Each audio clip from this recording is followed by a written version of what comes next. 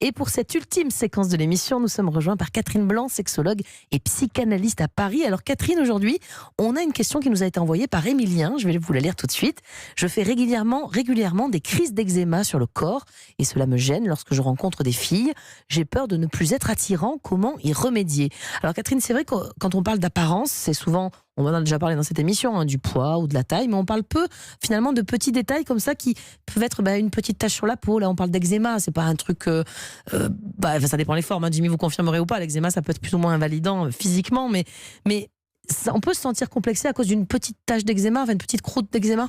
Ce n'est pas tellement parce que ça fait une tache, c'est surtout parce que l'eczéma rend compte d'une fragilité, bien sûr pour la personne qui le subit, moins physique qu'émotionnelle, une sensibilité, une réaction à des événements parfois, puisque c'est souvent consécutif à des événements psychologiques, même si ça n'est pas que cela, puisque ce sont aussi des systèmes immunitaires qui sont fragilisés.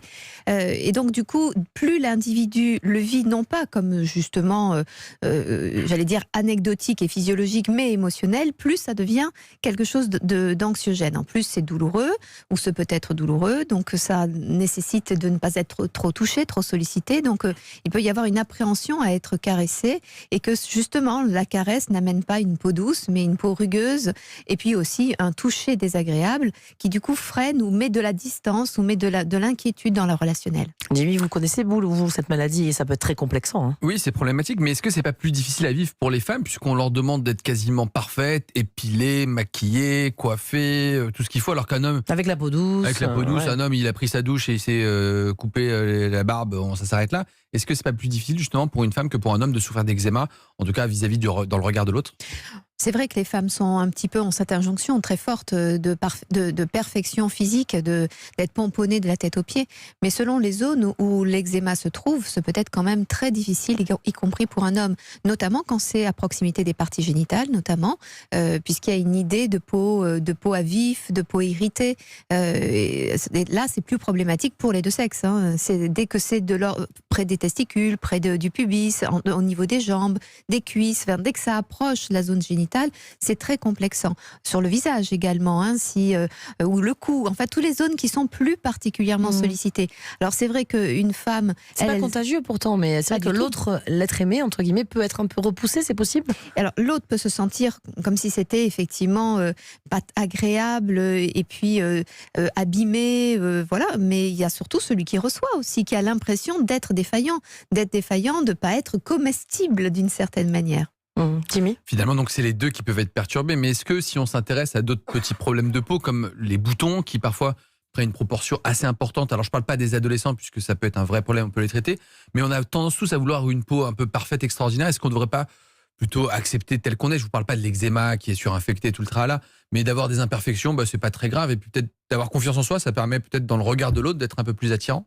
Bien sûr, mais simplement toutes ces imperfections sur le corps rendent compte de notre regard justement que nous avons sur notre petite histoire. Si par exemple j'ai une cicatrice d'appendicite, que ça ne fait pas l'objet de quelque chose d'émotionnel pour moi, que l'on me touche, que l'on touche cette cicatrice ou que l'on caresse cette cicatrice n'est pas problématique. Imaginons par contre que j'ai quelque chose, je pense à un monsieur qui avait une tache de vin. Une tache de vin, c'est ni contagieux, ni... il n'y a rien tout le monde le sait.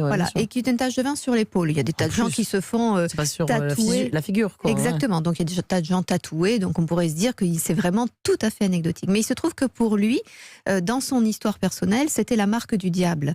C'est dans la famille, on disait que c'était une trace de quelque chose, d'une faute antérieure dans les générations qui avait été qui avait fait cette empreinte en quelque sorte. Et donc même se mettre en t-shirt trop découvrant n'était pas possible. Alors pensez donc se révéler nu. Donc en fait, ce que je veux dire par là, c'est que le symptôme, au-delà de la dangerosité ou de la contagion possible, le symptôme que sont nos corps, nos cicatrices, nos petites imperfections rendent compte de choses émotionnelles, et c'est cette émotionnelle qui vient tout d'un coup perturber l'aisance de s'offrir corporellement dans le relationnel à l'autre. Merci beaucoup Catherine pour tous ces conseils.